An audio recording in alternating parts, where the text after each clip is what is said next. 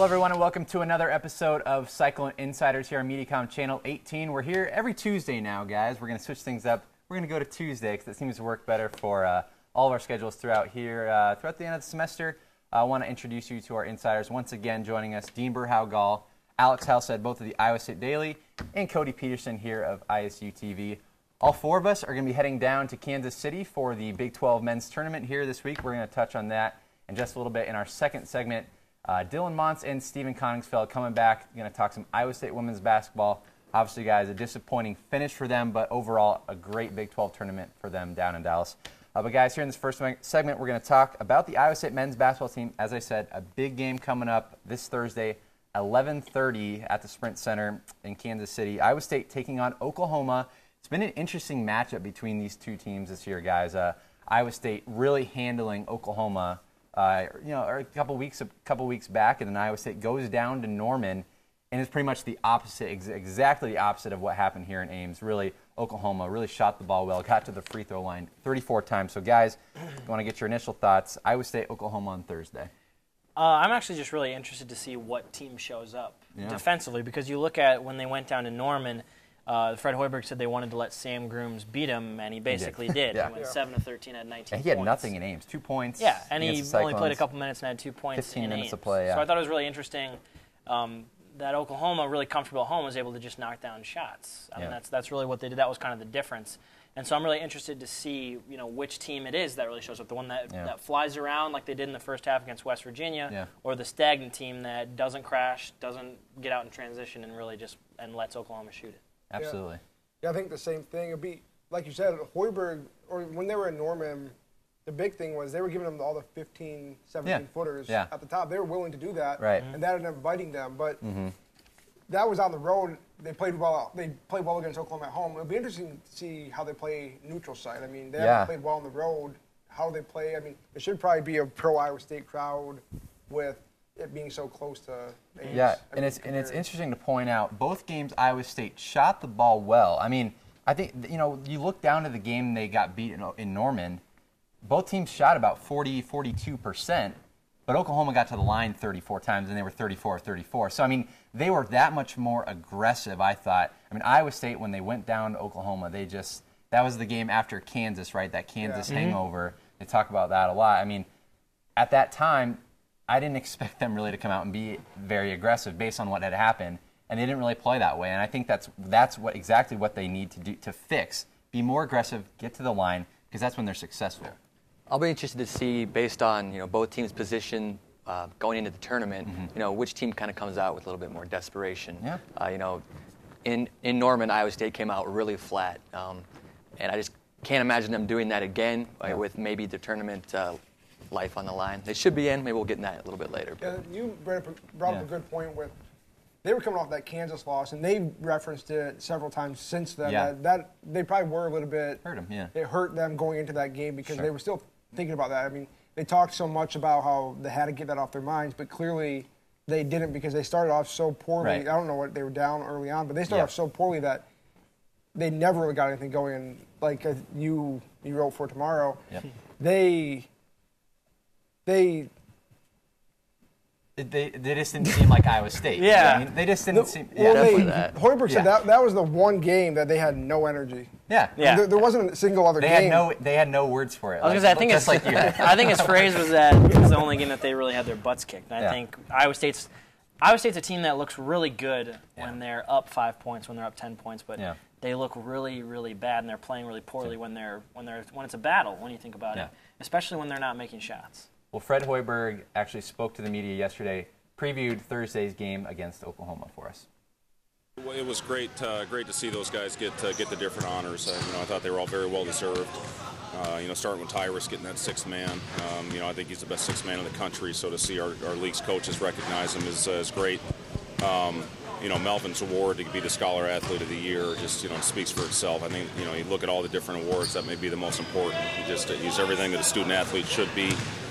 He does great work on the court, obviously, but his work off the court has been every bit as impressive, and and that's great for Melvin. And then to see our guys get the different recognitions, being on all the first, second, third, and honorable mention teams, it's great. I'm happy for our players. I think it's very wide open. Obviously the top teams that, especially the two that share the league title, you probably got to put them as the favorites. So Oklahoma State had a big win over K-State at home.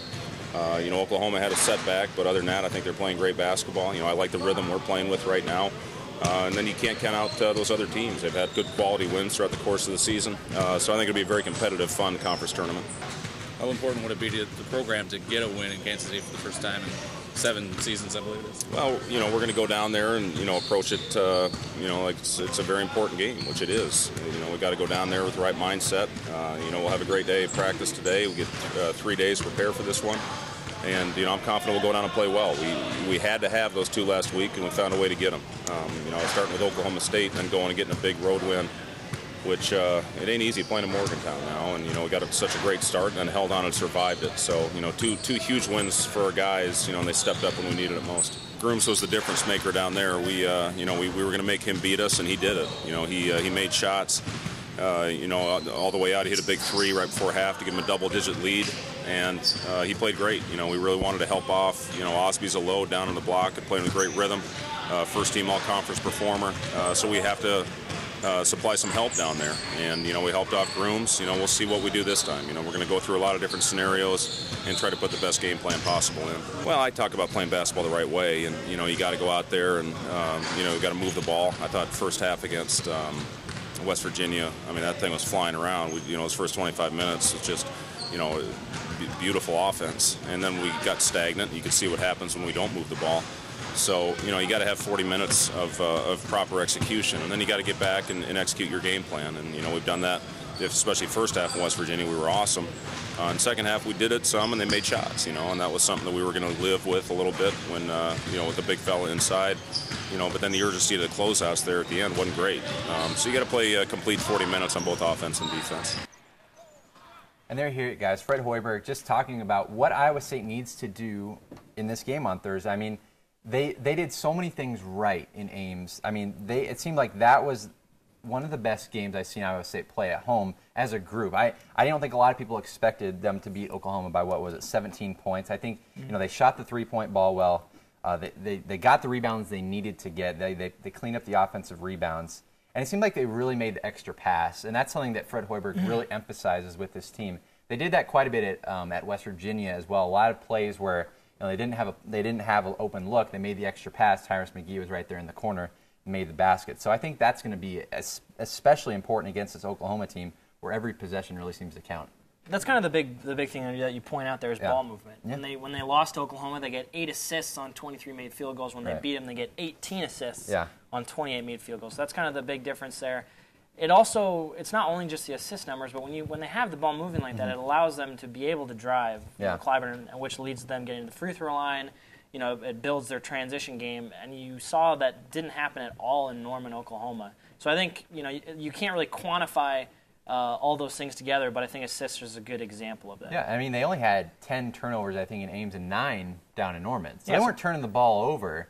It's just shots didn't seem to be falling at the right time. Oklahoma kept going on runs. It seemed like every time they went down to the floor, Oklahoma seemed to be scoring. It's interesting to compare the 2 times that they played, because after they beat them in Ames, the players and Hoiberg were talking about how that was maybe the most well-rounded game they had. Yeah. Then they lose to them, and that was probably their worst game. Right.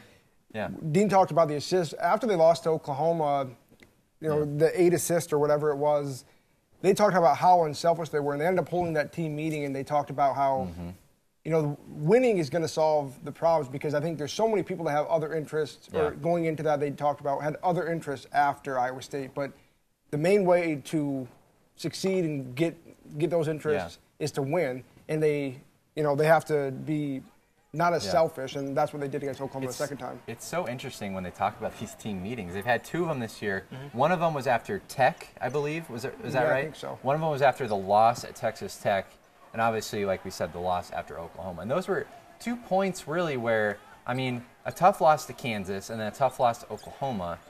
That's 2 games in a row. And then the Tech game was the TCU game where they really didn't play well. They shot the ball really poorly.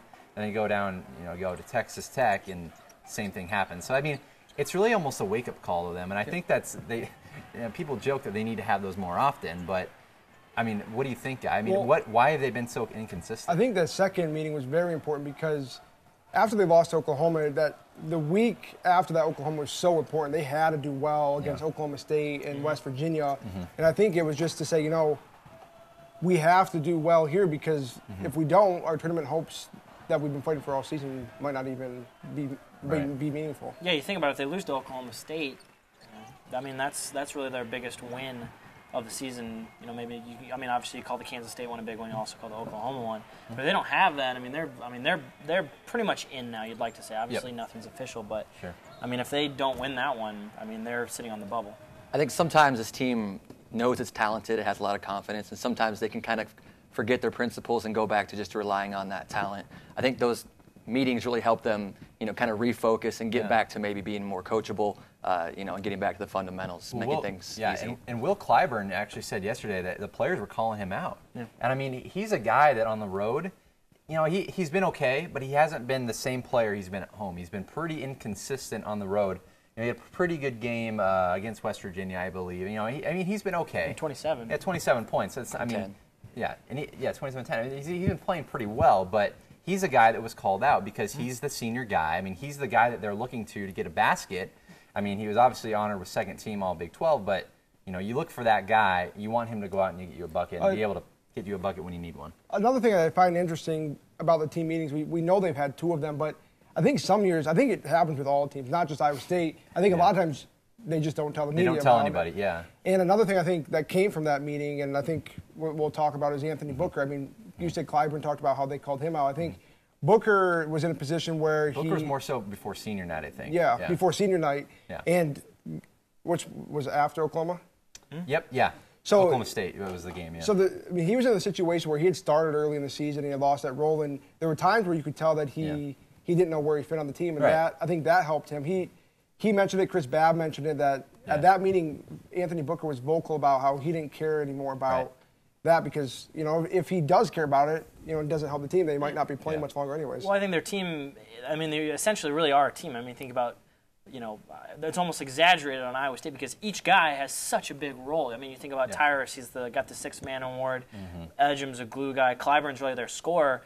But that's my point, is that even though they are really the essential of a team, is they go as Clyburn goes. Because like a motor. When they've had the bad losses on the road, that's when Clyburn's disappeared. When you think about it, he disappeared at Iowa. He went scoreless at Iowa. But when he's really showed up, they've gotten those big wins. I mean, he had 20 points on only 7 of 10 shooting against Oklahoma State, and then he had 27 against West Virginia. And those are 2 really big games that they really needed to get into the tournament. And I think he benefits the most when we talk about sharing the ball. I think that's dead on. I think he benefits the most because when you're getting ball reversals, he can kind of get in the lane, you know, find those little gaps in the lane and get fouled and hit to the line.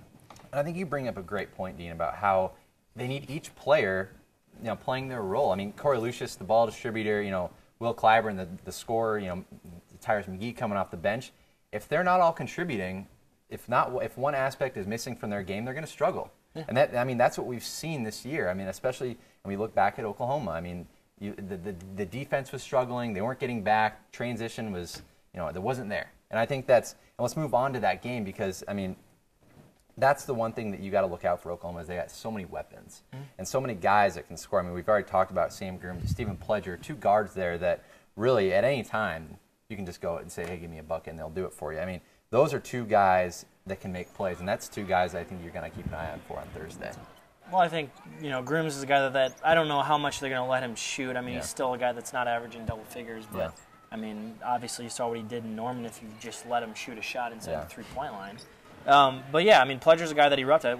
Last year I think he put over 30 on Iowa State when Oklahoma torched him last year. But I mean, Osby is a guy that people kind of forget about. He's a load down low, which is really a big reason why Anthony Booker is so important.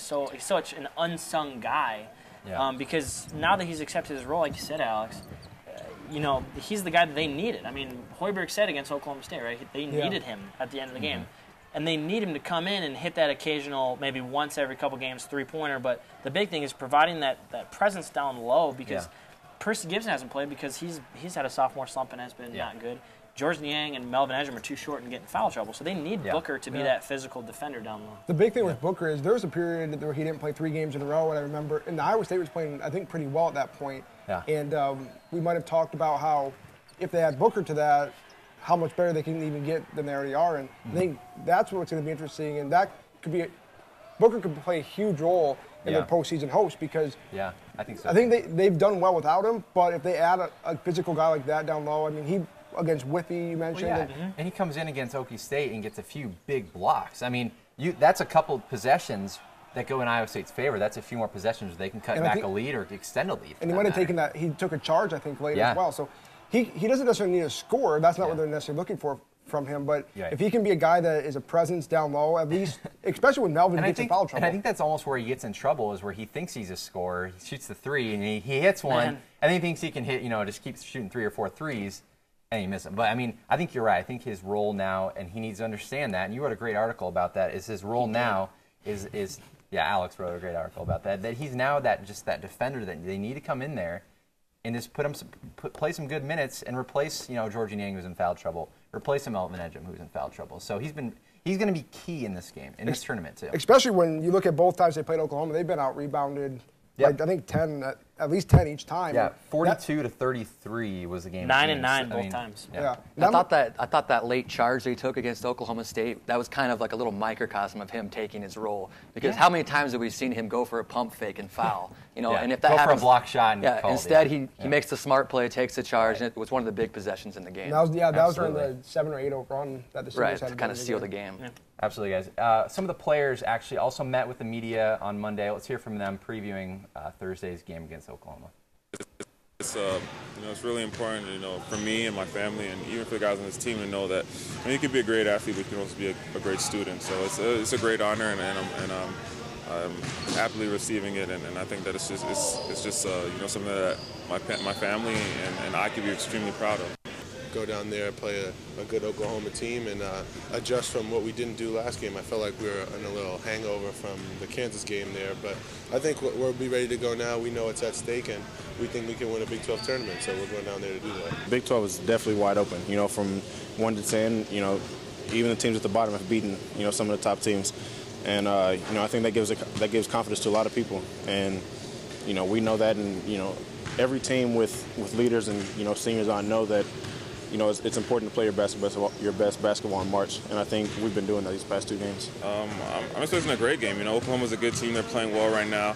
They did have just had that bad loss, but Osby's been playing really well, and he he really did some things to us. So we're going to go and look at the tape. We're going to look at the things that we did wrong and things we did right the first time. So I think it's going to be a good game. Good two good teams, and I think that we're just going to try and see. What we did the last time and didn't we didn't come out right. We didn't have the great effort, and they really took us apart. So we just got to go back and look and make sure that doesn't happen and correct our mistakes. But I think when we played at home, I think we moved the ball great. We executed offensively. We limited them to 1 shot. We got stops and we got out in transition. We played there. I don't really think we really did anything right. We weren't moving the ball, we weren't making shots, we weren't getting stops. So, we got to get back to how we were early in the season. And I think the last 2 games, I think we've been playing some of our best basketball. The most important thing is, playing the way we normally play. Getting rebounds, being fast teams, getting up and down, shooting the ball well. But just staying away from the things that really helped us lose games. Not getting clutch defensive stops, turnovers. So we're just going to stay away from those things and try and stay with the things that have been helping us win. So I think those are the most important things for us in order to get a win over there in Kansas City. I think it was important for us to come out and execute these last 2 games. That was our goal, to get these 2 wins, and going into the postseason, and we were able to do that. We came together. And, I think the seniors, myself and the rest of the seniors and underclassmen, I think everybody did a great job of stepping up and, taking the game to another level, and that's what you have to do come March. I think everyone knows that you got to come ready. Everyone's going to be bringing their A game, and exciting. It's exciting when you actually have a legitimate chance and you're not the last team and thinking that, you're going up against the best team and have no way of getting in. But, it's exciting. Everyone is pumped up, ready to go, and, going to bring their A game. There it is. All right, guys. You look at this. Iowa State really cleaning up the awards in the Big 12. These were announced on Sunday. Will Clyburn, Tyrus McGee, Melvin Edgem, Chris Babb, Georgie Niang, Corey Lucius. And we were talking during the break that this is more awards than they won last year, and I think that really speaks to how deep this team goes and how experienced and how talented they are. I mean, Will Clyburn, newcomer of the year in the Big 12, all Big 12 second team, Big 12 the rookie team as well. He jokes loves about that. Yeah, he's a senior on the rookie team. Tyrus McGee, obviously the sixth man, very deserving guys. I mean, that's just. I mean, there's no other guy in the Big 12 that you would have given that award to. Honorable mention for him as well. Melvin Edgem, third team All Big 12, and the Scholar Athlete Award, which Fred Hoiberg really gave him praise for, said that's probably more important than any other award in the Big 12. Chris Babb, Big 12 defensive team, didn't win it last year. I mean, we can talk a little bit about that in a little bit, but Chris Babb, very deserving of that defensive award. And George Niang, making the rookie team as well, very deserving there. And Corey Lucius, an honorable mention. But let's go back to Chris Babb really quick. You heard him there in the interviews talking a little bit about his award, and I think that it's very deserving. I think he definitely deserved it last year. He got snubbed, but this year, getting that award, he said it means a lot to him, and I think that's he's had a big role in this team this year. Yeah, I mean, he's not only been the defensive stopper, he's been really the leader, if you think about it. He's had a lot of big shots. Yeah, he's turned into more of an offensive threat, too. Yeah, I mean, he's driven a little bit more lately, but he's been shooting. I mean, ever since he got that tattoo, he's telling me that, I mean, he was shooting probably over 40% for a little stretch. Eat or get eaten, is that his phrase? Eat or get ate. Eat or get ate. If you're watching, Chris, sorry, that's what it is. But I mean, he's such an important guy. He might be one of the biggest guys that they miss next year. Yeah. I mean, maybe that's for another time or place. We can talk about that. But yeah, I mean, he got snubbed. We were talking about it off camera, how last year Pierre Jackson torches Iowa State in the first half for like 22 points. They put Babb on him. I think he scored less than 5 the rest of the game. Absolutely. So. Yeah. The thing with Babb is obviously this is a defensive award, but I mean, last year he didn't make the team, and there was a point in Big 12 play where he struggled for 3. He's the same defender this year. I think one of the reasons that, aside from him being more of a leader this year, is he's been very good from beyond the arc this year, especially in conference play, and that's maybe made him a little bit more visible, even though, I mean, it is a defensive award. Yeah. And sometimes with those awards, it's kind of a stats award. Maybe you need some blocks or some steals. They don't necessarily see the Babb shadows a guy for 40 minutes, a guy like Rodney Magruder or someone like that. And so maybe with that, if he had a little more stats to show for it, he would have been given it last year, but kind of came into this season with a reputation. And the coaches are the ones who vote for these, and I mean, they might be favoring the particular player, particular team. There's been some grudges in the Big 12 this year. There's no doubt about that. But another guy, obviously, George Niang, rookie team. That's definitely, I mean, he's a player that is going to be very special for Iowa State to come. Really has put in a really good season. Didn't start the season in the starting rotation, but has worked his way in and really found a nice spot there. I think that's important for him because there's so many rookies and so many freshmen in the Big 12 this season that are so good, and I think at times Niang maybe is overshadowed in other areas of the Big 12. I mean, outside of Iowa State, maybe a lot of people don't know about him, but he's been a key contributor to this team since he entered the starting lineup, and I think it's good for him to get that recognition, even though maybe everybody doesn't know about him. All right, guys, let's get back to Thursday's game against Oklahoma. Obviously, 11:30 down in Kansas City. I mean, this if they get past OU, this sets up a potential game against Kansas again. I mean, the way this tournament is shaping up is really interesting. I mean, Iowa State playing Oklahoma, they've had a history this year. I mean, obviously, like we've said, a win at home and a loss down in Norman. So, I mean, there's some history there. I mean, obviously, with Kansas coming in, that could set up for another good matchup. Well, I think they have a chance really to move up their draft, or not their draft stock, their NCAA seeding. Everything about too much NFL. But also at the same time, if they lose, I think they might drop back down to an 11. I think last time I saw they're at a 10 or 11 seed, looking at maybe Wisconsin. But if they beat Oklahoma, they can move to a 9. If they beat Kansas, I think you could even see them move up to an 8. Yeah. The interesting thing about the Big 12 tournament is, especially with what happened this last Saturday, is who knows what's going to happen. I mean, Oklahoma lost to TCU, Kansas lost to Baylor. Those are maybe the 2 teams Iowa State could play if they will play Oklahoma, and then if they advance Kansas. Like Dean said, they can really move up their seeding because if Kansas, arguably maybe with Kansas State, best team in the conference, I mean, there's Oklahoma State up there too. If they beat Oklahoma, Kansas State, I mean, obviously they can beat anybody in the conference, and anything could happen. They could lose right away. They could probably have a chance to win it all, especially with how much up and down it's been, especially this last Saturday. There are a lot of crazy things in the Big 12. Well, it's looking right. Go ahead, Cody. Another big factor, I think, for this Oklahoma game is you don't want to fall into the play-in games, or the first round, as they call it. And Iowa State would be in jeopardy of maybe going into one of those first 4 games. A win against Oklahoma, and I think they've pretty much solidified themselves as a 10, 11 seed in there. But Yeah. I think they are. I think it'd be about 50-50 shot if they. Well, if they get cleaned up against Oklahoma, I think they'll be in that range. And if they beat Oklahoma, I think Oklahoma's RPI is low 30s. Yeah. That's gives you another quality win for beating them twice. I don't know. I think if they make it close, I even think if they get blown out by Oklahoma, they're still in. Well, they're in the tournament for sure. But it's not going to be. I don't think they'll even make a play. I think they're probably just an 11 seed. I don't think they'll have to make a play-in. I mean, well, a 12 seed will be in the play-in game. So. Yeah, and the latest bracketology, Joe Lenardi has Iowa State as an 11 seed playing VCU guys, and I mean, whoa, Shaka Smart. And I mean I think the 11 seed actually suits them pretty well. I mean, you look at any other 6 seeds that are projected right now, and they've got a pretty good shot. I mean, they could potentially. I mean, last year as we saw, beating UConn in the first round, and then they get seeded. Were they a 9 seed last year? They were 8. 8 seed last year against UConn. And then they get matched up with number 1 Kentucky. So that was a little bit unfavoring for them. So they definitely probably don't want to fall in that 8-9 seed. Yeah, and I think Lenardi's thing has them likely probably playing Florida if they were to win. I think that's the 3 seed in that. Right.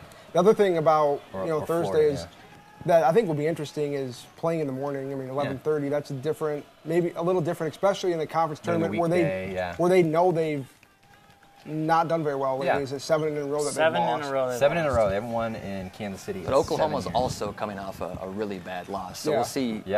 Which they were coming off a tough loss when they beat Iowa State. They had Kansas was coming off a tough loss. That's what I'm saying. You talk about the last weekend that we've had her in the regular season. I mean, you call it a microcosm. I mean, you used microcosm earlier. I think it's really a nutshell of the entire Big 12, how fluid it is. Well, yeah. I mean, Kansas lost. Wow. You look at Oklahoma lost. It's just, I mean, and it's not that Kansas lost. They got cleaned up by Baylor and Pierre Jackson. And, I mean, that just goes back to our point of how wide open this tournament is, guys. I mean, you look at 1 through 6. I mean, 7 could potentially make a run in this tournament. I think that, obviously the stage is higher right now. I mean, you look at the first-round matchups, Texas and TCU, Oklahoma State and Baylor, West Virginia and Texas Tech, Oklahoma and Iowa State. Those, I mean, you could flip a coin right there for any of those teams. It'll also be interesting to watch Baylor because this Big 12 tournament means a ton to them. Absolutely. They're truly on the bubble. Yeah, as far as the NCAA tournament goes, I mean, all the other teams that are in are probably in. I mean, Baylor really needs just to get in. Baylor got them, that win against Kansas got them to the point where if they play well in the Big 12 tournament, they'll probably be one of the last 4 in. Yeah. I think right now they're still one of the last 4 out. So if Baylor does make a run, you're looking at possibly 6 teams from the Big 12 making the dance. Yeah. I mean, true if they do make a run. And I mean, that just shows you how deep this conference goes too. I mean, this is a tough conference, guys. For Iowa State to finish 5th place, 6th place, or fifth place. Yeah, I mean, it's not bad. I mean, they've set themselves up in a pretty good situation. I mean, obviously you look back, a couple tough losses this season, which really could have boosted them up, made them a lock for the tournament. But now they're in a pretty good spot. You'd like them to have another extra win to feel safe, but I think they're in a pretty good spot right now. I just thought it was really interesting. We're talking about how good the Big 12 is. At the beginning of the year, we're talking about how down it is. 2 teams ranked coming in. But and then you think about how young these teams are. It took them a little while to get to that point. I mean, think about Oklahoma State. They started off really slowly, but then Marcus Smart becomes the national player or the Big 12 player of the year. Thank you. Yeah. You look at Macklemore; those are 2 top 5 picks, and it took them a while to get there. Right. Baylor took a while to find their identity. Oklahoma saw really. I mean, Hoiberg said it. Probably the only really consistent team this year, from start to finish, was Kansas State. Yeah. And that's a really senior-laden team. The rest of everybody's still trying to figure it out. You think about Iowa State still throwing pieces together, especially Kansas, who loses Tyshawn Taylor, Thomas Robinson. I thought it was just really interesting how the Big 12 ended up getting to the point where it is right now. Because you think about it, I thought there was only going to be maybe 3 or 4 teams that would make the dance this year. Wrapping up this segment, guys, just want to get your quick takes. What does Iowa State need to do to overcome this game against Oklahoma on Thursday? Well, I think we mentioned it earlier. It's ball movement. I mean, both in the win and the loss, they made 11 threes both times. But the difference was 18 assists to 8 assists in the 8 assists in the loss, 18 assists in the win. So I think that's really the key, because that's going to spur their transition offense. That's going to spur their ball movement. So I think assisting ball movement, taking care of the ball. Corey Lucius, I mean, I think he had 7 or 8 turnovers against West Virginia, so he's going to have to clean that up. But ball movement's my key. Yeah, I think that's a big key. And when they lost to Oklahoma, that was the main thing. There wasn't ball movement from the beginning, and once you're down 20, it's a little tough. And I think they also can't try to put too much on this game. I mean, it obviously means a lot, but I think they tried to put so much when they lost to Oklahoma on the road. Yeah. And then they kind of maybe not relax, but kind of realize that if they try so hard, when they beat Oklahoma State, they kind of took a step back. Right. and played better. So I think they can't put too much on this game, because if they do, they're going to come out slow. And definitely. And they can't. That's another thing. They have to start fast, because starting slow, especially in a Big 12 tournament with their history, probably wouldn't be very good for them. I think ball movement is dead on. I think along with ball movement, that turns into free throws. The more they can get to the line, especially for a guy like Clyburn, the better the results we've seen for Iowa State. Well, the thing for me, you know this team's going to make threes. You know they're going to make shots. They've done it against Oklahoma. You know, they had no problem with that. It's been the defense. The rebounding, really got to clean the boards up. You got to get back on defense. You can't allow Oklahoma to get easy buckets in this game. That's going to be important. 'Cause any bucket you give up to them, I mean, if you go, you know, I think where Oklahoma is so dangerous is that, you know, you go and make a bucket, and Oklahoma will come right back and answer with a quick one. I mean, you go on a little bit of a run, and Oklahoma can just go back and answer with 10 points in a minute. You know, they're that dangerous. Well, I think it's another thing is offensive rebounding. Yeah. You know, even in Iowa State's win, Oklahoma had 21 offensive rebounds. I mean, that's ridiculous. Yeah. So Iowa State needs to clean that up. Yeah, in that game they also had 23 second chance points. Yeah. That's another thing I'm interested to see that you touched on is the defense. I'm interested to see, Hoiberg's one of the better game plan coaches, one of the better coaches out of timeouts. Yeah. How does he game plan for Grooms after? I mean, last time, obviously, it seemed like their strategy was to let him take those shots at the top. How does he change his game plan for Thursday? I think it'll be a little bit different. I think they'll still probably kind of bring that guard down and double and just count on, you know, being more aggressive on the closeouts, like you mentioned. And Hoiberg mentioned that after the Oklahoma State game, that they were a lot better on closing out on shooters and not maybe letting Grooms just pop it from 18 feet wide open. Yeah, because when they lost, it seemed like there were so many times where they were a second late getting back. Definitely.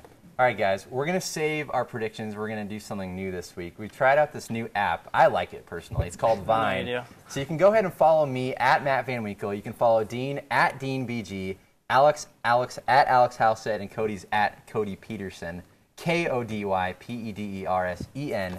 We are going to Vine our picks for Thursday, Iowa State and Oklahoma. Go ahead and follow us there on Twitter and see our picks for Thursday. You guys don't like Vine, do you? No, I love Vine.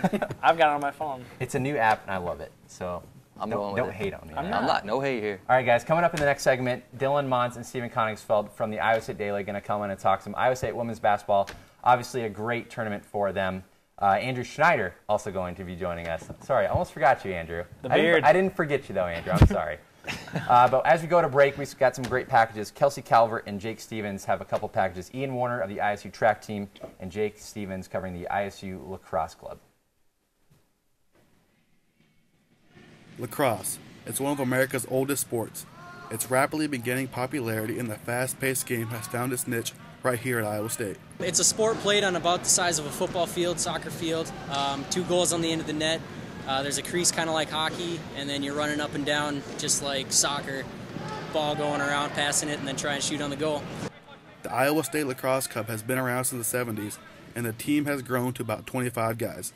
The club gets new members from students who have played a variety of sports similar to lacrosse. I mean, coming from soccer, baseball, and all those other kind of spring sports, it brings in the physicalness of hockey and football, and those are other sports I've enjoyed as well. So the club practices twice a week and travels across the country to compete in tournaments.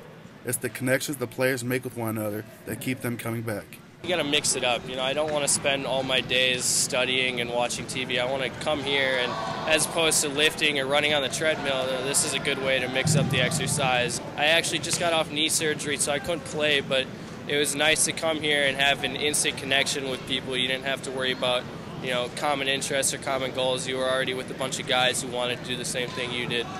Players with a wide variety of skills make up the team, but it comes down to one important aspect. Commitment. That's the main thing. I mean, you don't have to be the most athletic, you don't need to be the fastest, but as long as you're committed and working hard, that's what it takes. For some, the sport means everything. I don't know what I'd be doing without lacrosse. I love it, and I have to be playing wherever I'm at. For ISU TV with Matt Van Winkle, I'm Jake Stevens. There is a saying, whatever you do in life, do it with a purpose. Iowa State's Ian Warner does just that. Warner, a decorated short sprinter on the ISU track and field team, takes his talents far beyond being a collegiate athlete. I only got recruited by Iowa State. Like I sent letters to countless schools. Iowa State was the one school out of how many Division I schools that actually gave me a chance. Despite being underestimated by many in high school, Warner feels he proved them wrong. He made the Canadian Olympic team at last year's London Olympics, alongside his brother Justin. Crossing the line at the Olympic trials last year in the 100, like, everyone thought I was super excited because, like, I made the Olympic team. I never thought about it one time. I was so happy that me and my brother were 1 and 2 in the country. Like, my patience had paid off, but it took, like, that was, like, 4 years of sweat that I put in.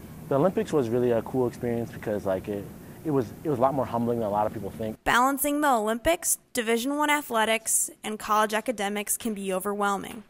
Try co-owning 2 companies as well. And we did a whole list of things wrong. I could write a book about the things we did wrong. We just started running with it. Let's offer athletes like help and things that they want to know. Like, we've been through some things, so let's teach people about the stuff we've been through. It's just like it's a part of my life now. I run it out of my room, and like it's crazy. Like, my room is chaos. Like, I just have like boxes piled on top of each other, and like it's absolute chaos. Outside of running, Parallax, and Coverground, Warner has one goal: to motivate others to achieve their own success. Like, life is always about like what you can do for other people. You can do anything that you want to do, but that doesn't mean it's going to be easy to do it. Because if you would have asked me if I would have done this 5 years ago, I would have never thought I could have.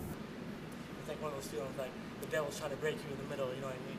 But you know, you ain't gonna let him win. You can't let him win. For ISU TV, I'm Kelsey Calvert.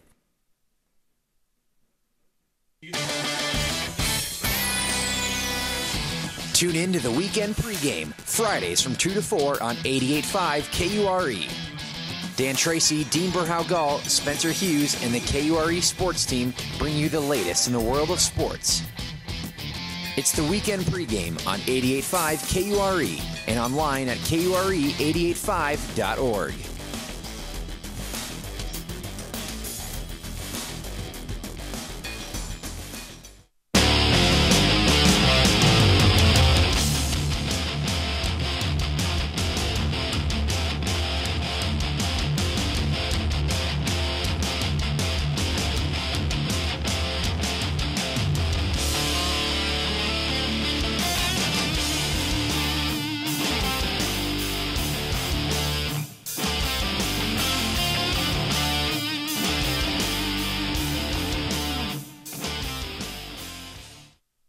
Welcome back to Cyclone InCYders. Matt Van Winkle joining us now at the desk. Stephen Konigsfeld and Dylan Montz from the Iowa State Daily, and our Andrew Schneider of Cyclones.tv joining us here to talk a little bit about the Iowa State women's basketball team. Obviously, you guys had a great run down in Dallas. 2 big wins, getting to the championship game against Baylor. Something that hasn't been done in a long time in Iowa State women's basketball history. Really doing some great stuff. Bill Fennelly has really got this team playing well. Obviously, how they got to that championship game, really solid win against Kansas, a 77-62 win for the Cyclones, and a 79-60 win against Oklahoma. I mean, a team that, did they split with Oklahoma? Oh, they swept Oklahoma. They swept Oklahoma. Went down to Norman, a little bit of a surprise win for them down there, and a really solid win for them up in Ames. So, I mean, they set themselves up really well. We're playing really well. And then they go into the beast that is Baylor, obviously, the #1 team in the nation. But guys, quickly, let's just reflect before we talk about Monday's game. Just talk about what Iowa State did getting up to that game and what they did well getting up to that championship game. Well, I thought it was obviously a very impressive run, beating a solid Kansas team. I know Fenley's mentioned he thinks they should get in the NCAA tournament. They looked really fearless down there, guys. They did, yeah.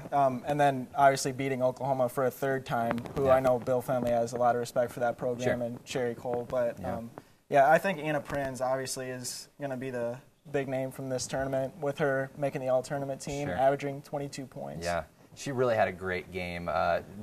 Just 20 points against Baylor. 32 against Oklahoma. Career high. Career high for her, guys. I mean, she has really come on this year. I mean, she has, she battled injuries all season long. We've talked about this. We know that she struggled, hadn't played a full season in her career as a Cyclone. Finally, in her senior year, really making great strides. I mean, she didn't make any Big 12. She didn't make first team Big 12 like Hallie and Chelsea did, but she has really been a great asset to this team this year. She sure has, and she really exploded during maybe the second half of the season, not as much as Hallie and Chelsea did during the entire Big Big 12 season, but I think that was really one unique aspect of this basketball team was they don't have one player that comes out each and every game. I mean, they have Chelsea Poppins, they have Anna Prince and Hallie, but it's always someone different that steps up and scores 32 points as a career high in one game, and then you score 10 points against Baylor in the first half, and then you score another 10 in the second half. Yeah, as I said, I mean, they're really playing fearless right now, and I think the team is really rallying behind them right now. And I mean, Andrew, even Coach Fenley got teed up against Baylor last night. You know, that's 2 technicals in what, 4 games for him. And I mean, the 3 or 4 on the Iowa State fan base and coaching staff together combined, but it really seems like this fan base is excited for this team, and I think they can make a run. Well, when we were there for the final game of the season against Oklahoma State, it was insane. It was crazy. It's the craziest I've ever been at a women's basketball game. And you see that energy, and I think you see also that sense of urgency. With Prince and Poppins in their final season, you see this, I think the girls are rallying around them a little bit. I think that you see this extra bit of energy. And with these 2 games in Kansas and then, of course, against Oklahoma, it was really their best 2 games, I think, of the conference season back-to-back. Yeah. They've been very inconsistent throughout the season, especially going on the road. Well, yeah, when TCU, they lost, TCU, when they lost to Kansas and kind of gave up that huge lead after the first half, you're looking at a team that is playing completely different. Now, I almost want to throw this Baylor game out of there because any team that's going to play Baylor is going to run into this, for the exception of maybe the top 5 in the country. So you go up and down the stat sheet. Anna Prince has been a huge part of this, too. I think that's just fantastic in terms of how they've been able to utilize her this season. She's, I think, in a better place personally. I think she's in a better place physically. And you guys really touched on it. She's really playing about it as well as she can. Yeah, and I think you make a great point. I mean, this team collectively, you said that, you know, Anna Prince, Chelsea Poppins, Nikki Moody, when you got all those players playing together, we compare the men's and women's teams a lot. They're very similar. I mean, they're very similar in the sense that, you know, you're not the tallest team, they're not the strongest team like a Baylor, but they're great at shooting the basketball. And I mean, that's what we saw when they played Kansas, when they played Oklahoma, that they really looked good. I mean, I think Andrew makes a valid point that you string those 2 games together. That's 2 of the best games consecutively that they've played together, and I think that really speaks a lot. And that's great timing for them heading into the NCAA tournament. And that was another thing that Andrew pointed out is when he asked for statistics for his teams and kind of scouting and looking at the next game ahead, he throws the Baylor statistics out of it because those are 2 games, or 3 games actually, that I mean, you go into facing Baylor and you kind of just hope to hang on for the best. Yeah, and I don't think this Baylor game, I don't think fans and I don't think the players should get down on themselves at all. I mean, obviously, a 75-47 loss to Baylor on Monday night in the championship game. It's a tough one to swallow if you're a player. Obviously, you're going into that game knowing that it is Baylor, and they've done this to plenty of teams. Fenley even said that. They've done this to plenty of teams throughout the year. And he's not worried about it, and he's not worried about this team right now, and I don't think you should be. I think they look for it being Baylor and for it being Brittany Griner, obviously one of the best basketball players of all time. I think they did all right. I mean, they lose by almost 30 points, but you know what? Whatever. Just flush it. And that's the thing is that in order for Iowa State to have won last night on Monday, it would have taken a lot of things. They needed Odyssey Sims to play poorly. Odyssey Sims is the distributor of that offense. She is the catalyst in terms of making sure that Brittany Griner's fed all the time. And then, of course, you also need Brittany Griner. You need both of those 2 to play a poor game. And you look at the stat sheet on the other side, and you really needed some other players to step up for Iowa State. You needed Poppins to have a bigger game than she had. I think Prince and Nikki Moody had really good games, and then you need Hallie to have a good game, too. So there's a lot of factors. There's a huge discrepancy, and I know I tweeted about this during the game Monday, and it's been tweeted all season long. In women's basketball, in the top 5, there's a huge discrepancy between talent. You go to the top 5. Iowa State's a top 25 team. They're one of the best teams in the country. Barely, though.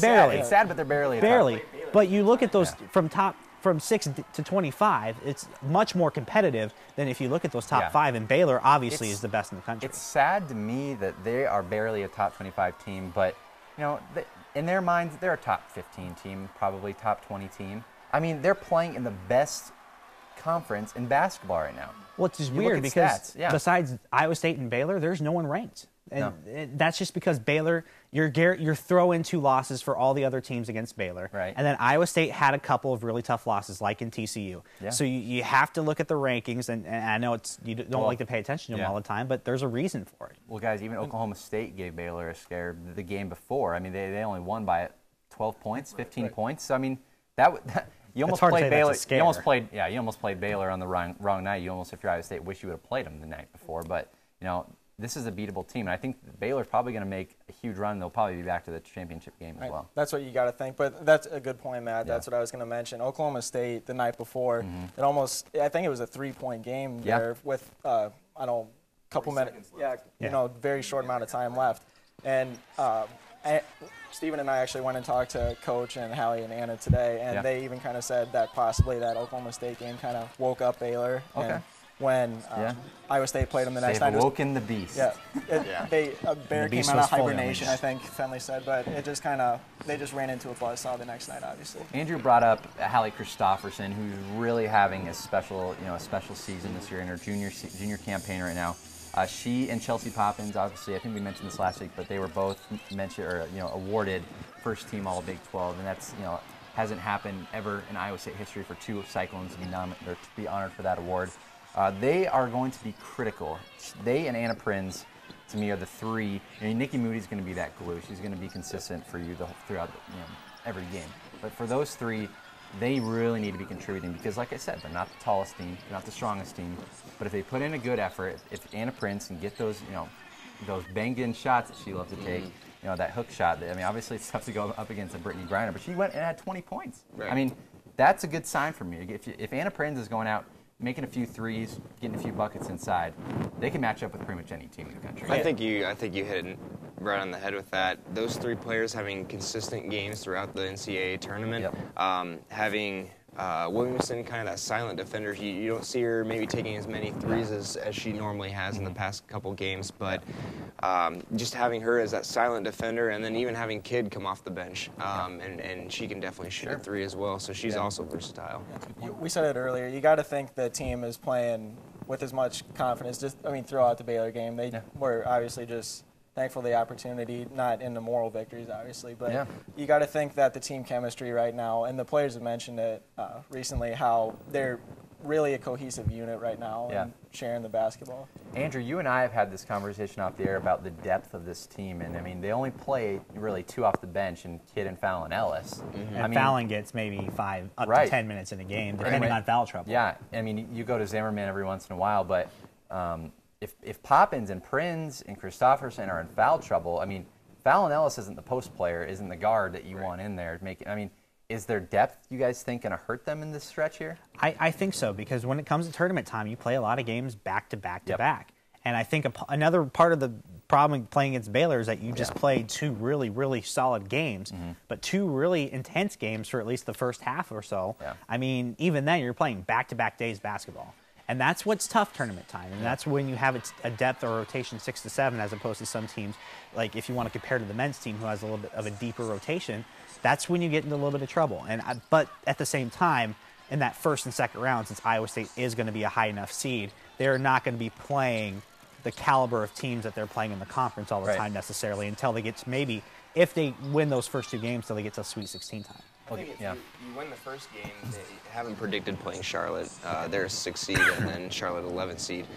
You win if Iowa State wins that game. They play number 3 seed Tennessee, who is a tough matchup. So the first two games aren't a shoe-in. Yeah, I mean we've depends got on their seeding, of course. If they're a 4 seed, it's completely different. And I don't know if they're going to go up any higher. It depends on how the rest of everything shook up.